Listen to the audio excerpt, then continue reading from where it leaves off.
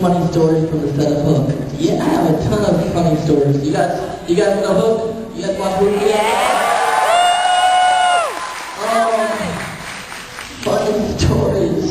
I mean, there was tons of, well, you know, with Robin Williams, right? So, he played Peter Pan, and Robin Williams is arguably the best improv actor in the world. I mean, he's great.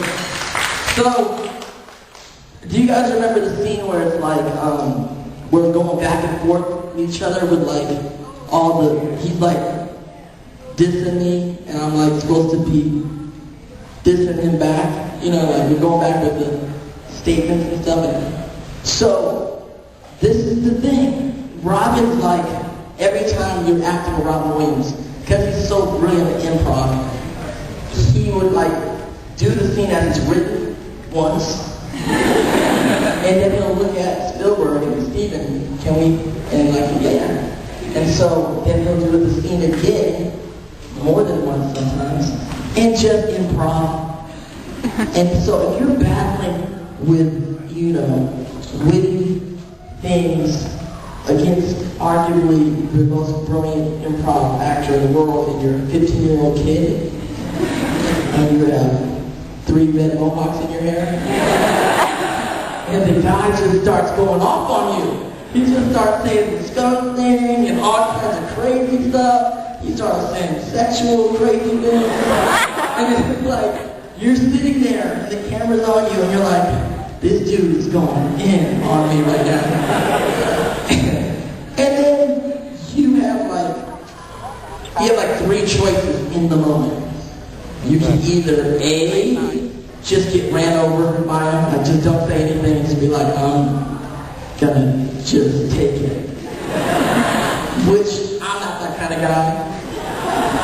Or you can try to improv with him, which is probably not gonna work that well, because he's way smarter than you and faster, and saying things sometimes you don't even understand.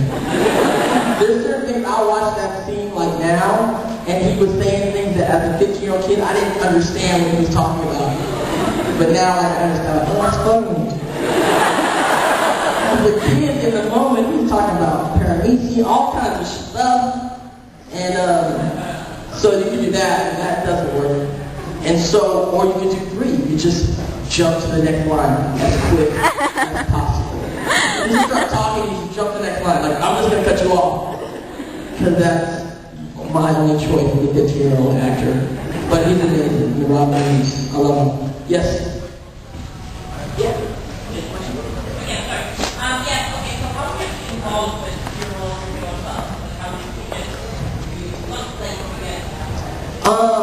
Yeah, with Rubio, it's a very interesting thing. It's like one of the only times in my life, especially at that time, that I was you know, like when you audition for a movie, it's not usually what you audition, your agent calls you up, you have like these auditions, right? So you have audition, the audition, you get a callback, you can meet the director or producer, then they call you back again. Sometimes you may get called back 4 or 5 times to really want to see if you're right, especially if they don't know who you are, like if you're a newer actor or whatnot, because they don't really trust, you know, they're doing like an $80 million, $100 million project, they can't like risk casting someone in a role and then losing a lot of money if it doesn't work out. So, right, and this is Spielberg, this is like the biggest film in town at the time, everybody knows about this movie. And so I do this one audition, and they put me on tape, and then, and it felt good, you know. I felt good, I was dressed up, I had like some weird jewelry on. I actually have pictures of like me going to the audition, it was weird. So, then they call me up, right? They call my agent up, and they're just like, Steven wants to meet you. I'm like, really? Wow, let's go. So I ended up going to, he had a spot on Universal Lots, Amblin, it's actually crazy because it's his offices, but it's architecture just like his real house, which is weird, but cool, I guess he's Steven Spielberg, that's how he rolls. And the thing about Spielberg that was like kind of folklore to us young actors, and it's actually true, it's still true to this day, that in his offices at Amblin, he has this big arcade, like all these arcade games. So as a kid, you're like, dude, I want to go play in Spielberg's arcade. I wonder if that even really exists. And all the video games are free. That's like the whole, you know, and that's what everyone says. Like, there's a big arcade there, and all the games are free. That's all I remember.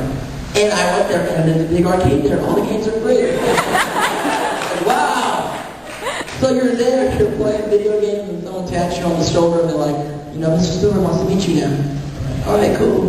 And so I go in to meet him, and I'm ready to do the scene again and everything. He doesn't even want me to do the scene.